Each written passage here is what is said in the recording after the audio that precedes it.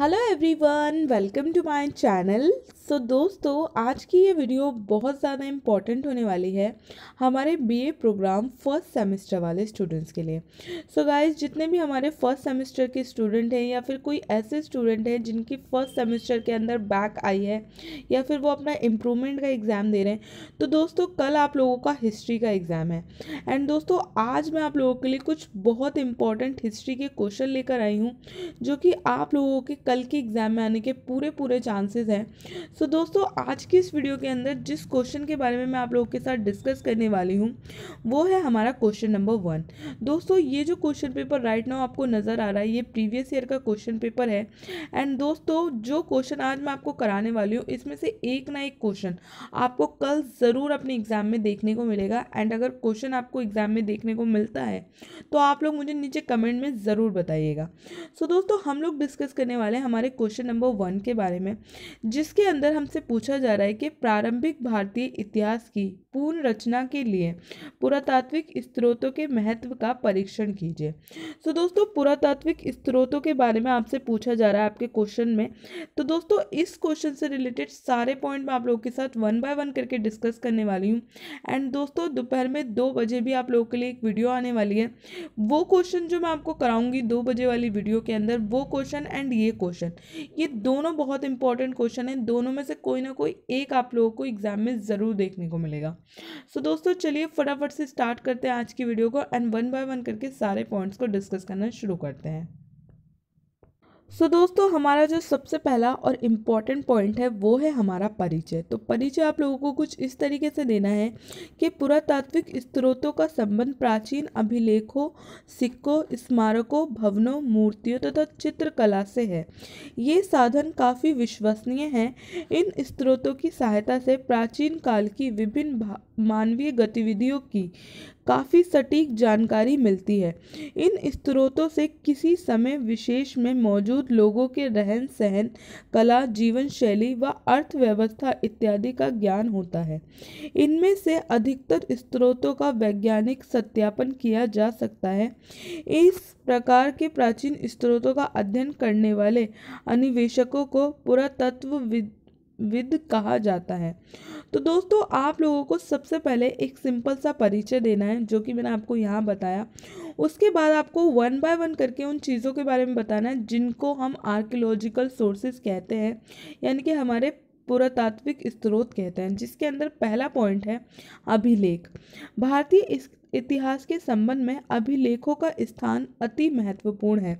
भारतीय इतिहास के बारे में प्राचीन काल के कई शासकों के अभिलेखों से काफ़ी महत्वपूर्ण जानकारी प्राप्त हुई है। ये अभिलेख पत्थर, स्तंभ, धातु की पट्टी तथा मिट्टी की वस्तुओं पर उकेरे हुए प्राप्त हुए हैं। इन प्राचीन अभिलेखों के अध्ययन को पुरालेख शास्त्र कहा जाता है, जबकि इन अभिलेखों की लिपियों के अध्ययन को पुरालिपि शास्त्र कहा जाता है, जबकि अभिलेखों के अध्ययन को एपिग्राफी कहा जाता है। ये अभिलेखों का प्रयोग शासकों द्वारा आमतौर पर अपने आदेशों का प्रसार करने के लिए करते थे। ये अभिलेख आमतौर पर ठोस सतह वाले स्थानों अथवा वस्तुओं पर मिलते हैं। लंबे समय तक अद्वितीय बनाने के लिए इन्हें ठोस सतहों पर लिखा जाता था। इस प्रकार के अभिलेख मंदिर की दीवारों, स्तंभों, स्तूपों, मोहरों तथा ताम्र पात्रों इत्यादि पर प्राप्त होते हैं। ये अभिलेख अलग अलग भाषाओं में लिखे गए हैं। इनमें से प्रमुख भाषाएं संस्कृत और पाली हैं। दक्षिण भारत की भी कई भाषाओं में काफ़ी अभिलेख प्राप्त हुए हैं। भारत के इतिहास के संबंध में सबसे प्राचीन अभिलेख सिंधु घाटी सभ्यता से प्राप्त हुए हैं। ये अभिलेख औसतन 2500 ईसा पूर्व के समय काल के हैं। सिंधु घाटी सभ्यता की लिपि अभी तक डिकोड नहीं की जा सकी है। अभी तक इन अभिलेखों का सार अभी तक ज्ञान नहीं हो सका है। सिंधु सभ्यता की लिपि में प्रतीकों का उपयोग किया गया है और अभी तक इस लिपि का डिकोड नहीं किया जा सका है। पश्चिम एशिया अथवा एशिया माइनर के पश्चिमी एशिया अथवा एशिया माइनर बोगोन्स्कोई नामक स्थान भी काफ़ी प्राचीन अभिलेख प्राप्त हुए हैं। हालांकि ये अभिलेख सिंधु घाटी के जितने पुराने नहीं हैं।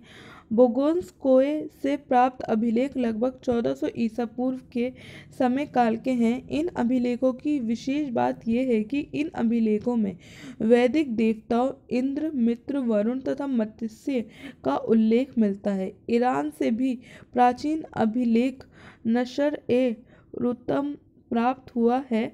इन अभिलेखों में प्राचीन काल में भारत और पश्चिम एशिया के संबंधों में वर्णन मिलता है। भारत के प्राचीन इतिहास के अध्ययन में ये अभिलेख अति महत्वपूर्ण हैं।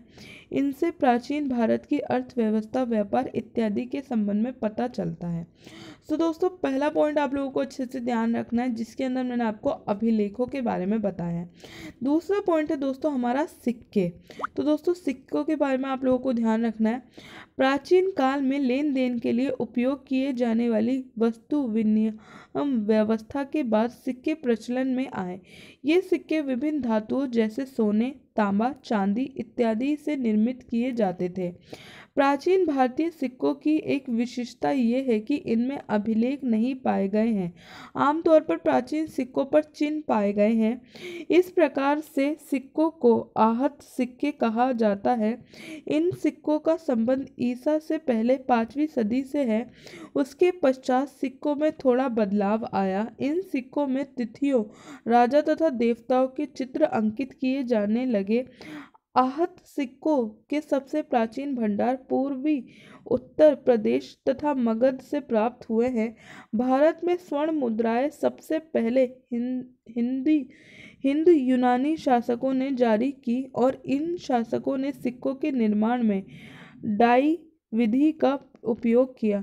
कुषाण शासकों द्वारा जारी की गई स्वर्ण मुद्राएं सबसे अधिक शुद्ध थीं, जबकि गुप्त शासकों द्वारा सबसे ज़्यादा मात्रा में स्वर्ण मुद्राएं जारी की गई। सातवाहन शासकों ने सीसे की मुद्राएं जारी की। तो दोस्तों मुद्रा हमारा नेक्स्ट पॉइंट है, यानी कि सिक्के। तो दोस्तों आप लोगों को ये वाला पॉइंट भी ध्यान रखना है, सिक्कों से रिलेटेड पॉइंट भी आप लोगों के लिए इम्पॉर्टेंट है। दोस्तों हमारा अगला पॉइंट है स्मारक। अभिलेख एवं सिक्कों से प्राचीन काल के संबंध में काफ़ी सटीक जानकारी प्राप्त होती है, लेकिन अभिलेख और सिक्कों के अलावा अन्य महत्वपूर्ण स्रोत भी हैं जिनसे प्राचीन काल के संबंध में उपयोगी जानकारी प्राप्त होती है। इन स्रोतों में इमारतें, मंदिर, स्मारक, मूर्ति, मिट्टी से बने बर्तन तथा चित्रकला प्रमुख है। प्राचीन काल की वास्तुकला की जानकारी के लिए इमारतें जैसे मंदिर व भवन काफ़ी उपयोगी स्रोत है। वास्तुकला की जानकारी के साथ साथ इन इमारतों से उस समय की सामाजिक, आर्थिक व धार्मिक व्यवस्था की भी जानकारी मिलती है। प्राचीन भारत की जानकारी के संबंध में स्मारक अति महत्वपूर्ण है। इन स्मारकों को दो भागों में विभाजित किया जा सकता है, देशी तथा विदेशी स्मारक। देशी स्मारकों में हड़प्पा, मोहनजोदाड़ो, नालंदा, हस्तिनापुर प्रमुख हैं, जबकि विदेशी स्मारकों में कंबोडिया का अंकोर वाट मंदिर, इंडोनेशिया में जावा का बोरोबुदी मंदिर तथा बाली से प्राप्त मूर्तियां प्रमुख हैं। बर्नियो के मकरन से प्राप्त मूर्तियों में कुछ तिथियां अंकित हैं। ये तिथियां कालक्रम को स्पष्ट करने में काफ़ी उपयोगी हैं। इन स्रोतों से प्राचीन काल की वास्तुकला शैली के संबंध में महत्वपूर्ण जानकारी प्राप्त होती है। सो दोस्तों हमारा अगला पॉइंट है स्मारक, यानी कि जो बिल्डिंग्स होती हैं, जो इमारतें होती हैं, उनके बारे में। तो दोस्तों ये पॉइंट भी आप लोगों को ध्यान रखना है। बिल्डिंग्स, इमारतें, ये भी हमें पुराने यानी कि प्राचीन समय के हमारे प्रारंभिक इतिहास की अच्छी खासी जानकारी देती है। दोस्तों हमारा अगला पॉइंट है मूर्तियाँ। भारत में कई धर्म का उद्भव व विकास होने के कारण धार्मिक मूर्तियाँ काफ़ी प्रचलन में रही हैं। मूर्तियाँ प्राचीन काल की धार्मिक व्यवस्था, संस्कृति एवं कला के बारे में जानकारी प्राप्त करने का महत्वपूर्ण साधन है। प्राचीन भारत में सारनाथ, भरहुत, बोध गया और अमरावती मूर्ति कला के प्रमुख केंद्र थे। विभिन्न मूर्ति शैलियाँ में गंधार तथा मथुरा कला प्रमुख है। सो दोस्तों मूर्तियों के बारे में आपको ये वाला पॉइंट ध्यान रखना है। अगला पॉइंट है हमारा मृत भंडार। मृत भंडार का प्रकार समय के साथ साथ परिवर्तित होता गया है।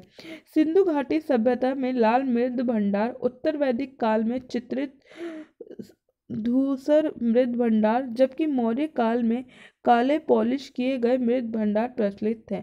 मृद भंडारों के प्रकार व रूप में नवीनतम व प्रगति अलग अलग समय काल में हुई। सो दोस्तों ये हमारा मृद भंडार वाला पॉइंट है। मृद भंडार कहने का बेसिकली मतलब है बर्तनों से। तो दोस्तों ये चीज़ आप लोग ध्यान रखिएगा। अगला पॉइंट है दोस्तों हमारा चित्रकला।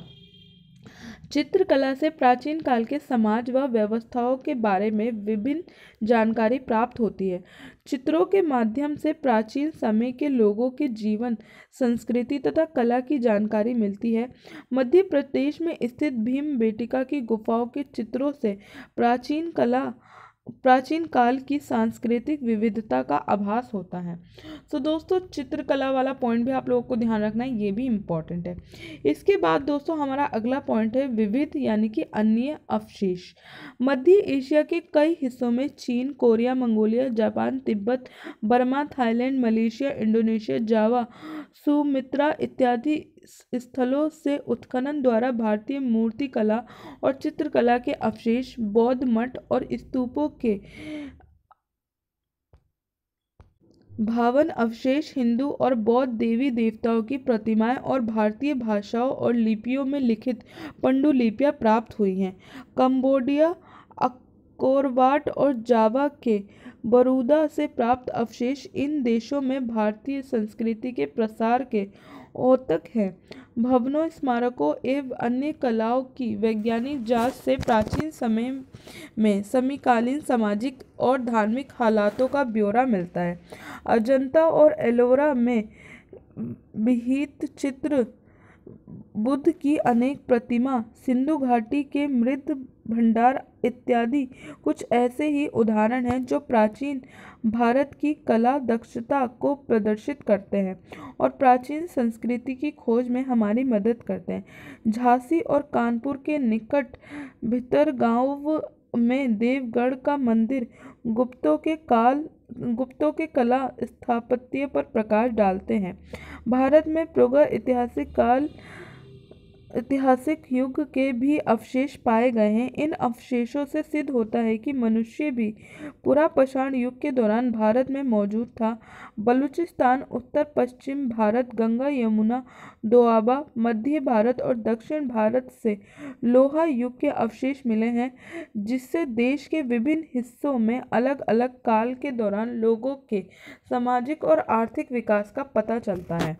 सो दोस्तों यहाँ पे हमारा ये पूरा आंसर फिनिश होता है। दोस्तों आप लोगों की एग्ज़ाम में अगर आर्कियोलॉजिकल सोर्सेज के बारे में यानी कि आपसे अगर इन सोर्सेज के बारे में पूछा जाता है तो आप लोगों को ये सारे पॉइंट ध्यान रखने, ये बहुत ज़्यादा इम्पॉर्टेंट है। बिल्कुल छोटा सा सिंपल सा आंसर है, लेकिन ये आप लोगों की एग्ज़ाम पॉइंट ऑफ व्यू से बहुत इम्पॉर्टेंट है। सो दोस्तों अगर आपसे पुरातात्विक स्रोतों के बारे में पूछा जाता है तो ये सारे पॉइंट आपको मेंशन करने हैं। उम्मीद करती हूँ आज की ये वीडियो आप लोगों के लिए बहुत ज़्यादा हेल्पफुल रहेगी। अगर ये वीडियो आप लोगों के लिए हेल्पफुल रहे तो इस वीडियो को आपको बहुत सारा लाइक करना है, ज़्यादा से ज़्यादा शेयर करना है एंड चैनल पर पहली बार आए तो सब्सक्राइब करना नहीं भूलना है। तो दोस्तों मिलती हूँ मैं आप सबसे नेक्स्ट वीडियो के अंदर, तब तक के लिए थैंक यू सो मच।